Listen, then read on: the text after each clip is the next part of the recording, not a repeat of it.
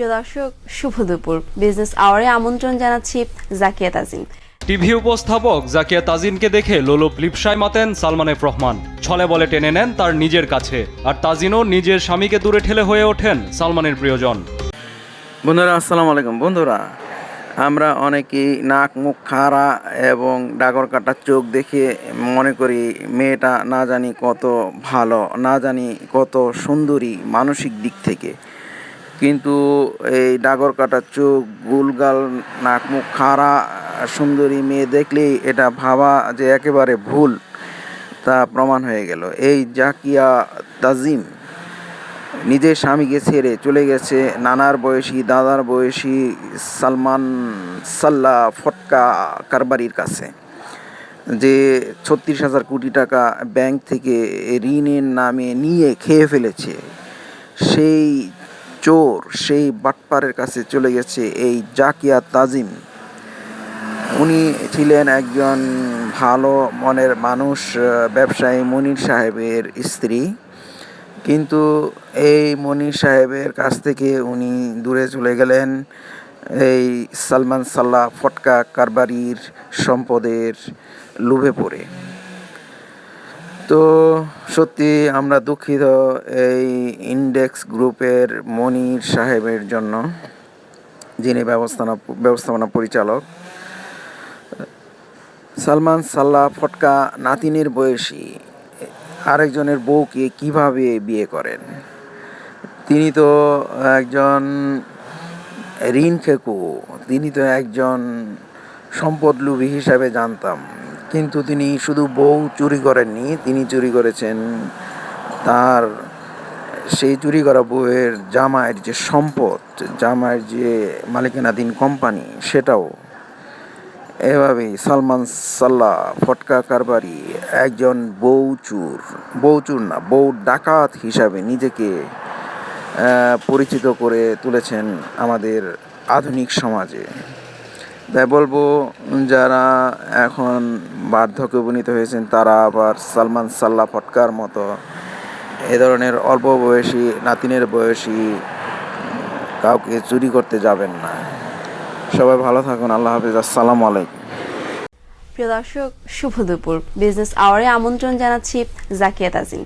TV উপস্থাপক জাকিয়া তাজিনকে দেখে লোলুপ লিপসায় মাতেন Salman F Rahman. ছলে বলে টেনে নেন তার নিজের কাছে, আর তাজিনও নিজের স্বামীকে দূরে ঠেলে হয়ে ওঠেন সালমানের প্রিয়জন। বাইরে ভেতরে পুরোপুরি বিপরীত রূপ সালমান এফ রহমানের। বাইরে সফেদ সালমানের ভেতরটা যে কতটা নিকশ কালো, সেটা হাড়ে হাড়ে টের পেয়েছেন ইন্ডেক্স গ্রুপের ব্যবস্থাপনা পরিচালক শফিউল্লাহ আল মুনির। সালমান এফ রহমান কেড়ে নিয়েছেন তার স্ত্রীকে, কেড়ে নিয়েছেন তার অনেক ব্যবসা বাণিজ্য। হাজার হাজার কোটি টাকার খেলাপি ঋণ এবং ব্যাংক আর শেয়ার বাজার কেলেঙ্কারির জন্যই বরাবর কুখ্যাত সালমান এফ রহমান। এবার বেরিয়ে এলো তার নারীলিপ্সু চরিত্র। উনি একসময় শেয়ার মার্কেটে নিউজ প্রেজেন্টার হিসেবে কাজ করতেন বিটিভিতে এবং 21 টিভিতে। তখন থেকে ওনার সাথে সালমান এফ রহমানের একটা ভালো সম্পর্ক ছিল। আর সালমান এফ রহমান সাহেব, আমি সবাই বলে যে ওনাদের সাথে একটা মানে ঠিক আইনগত বৈধ সম্পর্ক ছিল না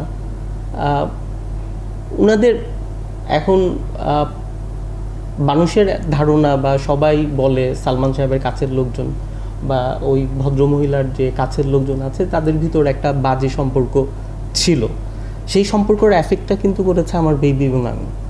টেলিভিশনের অনুষ্ঠান সূত্রে সালমানের সাথে পরিচয় হয় ব্যবসায়ী মুনিরের স্ত্রী তাজিনের। বারে ঘনিষ্ঠতা, তাদের কাছের মানুষদের কাছ থেকেই শোনা যেত অনৈতিক সম্পর্কের গুঞ্জন। তাকে তালাক দেওয়ার প্রসঙ্গে মুনির রাজি না হয় সালমান এফ রহমানের গুপ্ত বৈরিতা বের হয়ে আসে নগ্ন রূপে। সালমান এফ রহমান আমাকে ডেকে নিয়ে যায় তার অফিসে এবং সেই জায়গায় বলে যে তুমি তাজিনকে ডিভোর্স করবা আগামী 48 ঘন্টার ভিতরে। এবং উনি সালমান এফ রহমান সাহেব একটা 300 টাকার একটা স্ট্যাম্পে উনি বলে তুমি এই জায়গায় সিগনেচার করবা। সিগনেচারটা ওই জায়গায় 8টা কন্ডিশন ছিল যে আমি কখনোই আমার কোম্পানি, আমার প্রপার্টি আমি ক্লেম করতে পারবো না। আমার ওয়াইফের নামে আমি সোশ্যাল মিডিয়া বা কোনো টিভি চ্যানেল কোথাও কোনো কমপ্লেন করতে পারবো না। আমার ছেলের কাস্টডি চাইতে পারবো না। তো আমি বললাম যে এটা কিসের জন্য, আমার অপরাধটা কি আপনি বলেন তো। আমাদের হাজব্যান্ড ওয়াইফ, যদি আমার হাজব্যান্ড ওয়াইফে কোনো সমস্যা থাকে আমরা নিজেরা অ্যামিকেবলি এটা সেটেল করতে পারবো, আমাদের ফ্যামিলি আছে। বললো না, স্ট্রেইট ওয়ে তুমি এখন যাবা, স্ট্রেইট ওয়ে তোমার ওয়াইফকে তুমি ডিভোর্সের নোটিশ পাঠাবা এবং ওকে ডিভোর্স করে দিবা। যেটা হয়েছে, সালমান সাহেব যখন আমাকে প্রেশার দিল তাজিনকে ডিভোর্স করার জন্য, আমি যখন রাজি হইলাম না, এরপরের থেকে জিনিসটা প্রকাশ্যে চলে আসলো। মানে ওপেনলি অ্যাটাকগুলা শুরু হইলো। এর আগ পর্যন্ত কিন্তু মানে এই জিনিসটা পাবলিক ছিল না বা কেউ জানতো না, ইভেন তো আমার অফিসের লোকজনও জানতো না যে কোনো সমস্যা হচ্ছে কিনা আমাদের। সালমান এফ রহমানের এই নারী লিপ্সার বলি হয়ে তিনি গুম হয়েছিলেন 1 মাস। মামলার হামলায় দুর্বিষহ হয়ে ওঠে তার জীবন, যদিও 2020 সালের শেষ ভাগে তালাক হয়ে যায় তাদের। কায়েস রাহাত, দেশ টিভি, ঢাকা।